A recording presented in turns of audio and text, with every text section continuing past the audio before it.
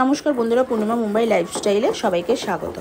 আর এখন আজকে চলে আসলাম মা শোল মাছ রান্না করবে সেই রেসিপিটা নিয়ে। আর দিদি শোল মাছ রান্না করবে, তার জন্য জিরের মশলা বেটে দিচ্ছে, শিলে বেটে দিচ্ছে। আর শিলে বাটার রান্না তো কোনো কথাই হয় না। আর আদা বেটে দেবে। আর এদিকে মাছটা নুন হলুদ দিয়ে মাখা হয়ে গেছে। আর এদিকে মাছের মাথাও মেখে নিয়েছে, শাক দিয়ে রান্না করবে। আরও ডাল রান্না হয়েছে, লোটে মাছ, চিংড়ি মাছ, এগুলো সব রেডি করা হয়েছে। আর এদিকে দিদির মশলা বাটাও হয়ে গেছে। আর এদিকে মা মাছ ভাজা বসিয়ে দিয়েছে, রান্নাটা শুরু করে দিল। আর একবার মাছটা ভাজাও হয়ে গেছে, আর একবার মাছটা ভেজে নিলে হয়ে যাবে।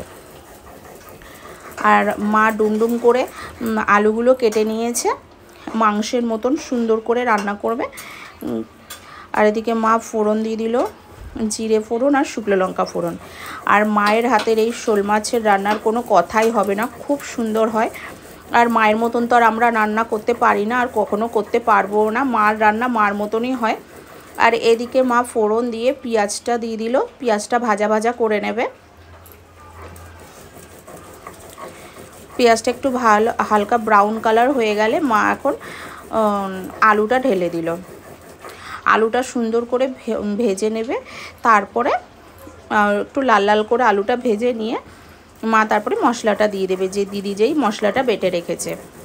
এখন জিরে বাটাটা দিয়ে দিল, আদা বাটাটাও দিয়ে দিল। আর লঙ্কাটা বাটেনি, লঙ্কার গুঁড়ো ব্যবহার করবে।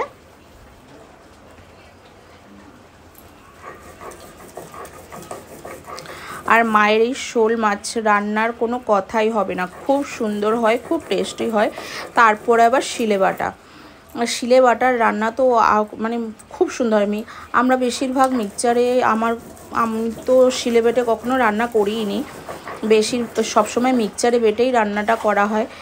আর মা এদিকে সব সময় কিন্তু কখনো মিক্সচারে পিষে রান্না করে না, মা সব সময় শিলে বেটে রান্না করে। আর এদিকে মা নুন হলুদ সব দিয়ে দিচ্ছে এক এক করে। মা কিন্তু খুব বেশি মশলা ইউজ করেনি, কেননা এখন ভীষণ পরিমাণে গরম। হালকা পাতলা ঝোল করবে, মানে কম মশলা দিয়ে। মশলাটা ভালো সুন্দর করে কষিয়ে নিচ্ছে অনেকক্ষণ ধরে।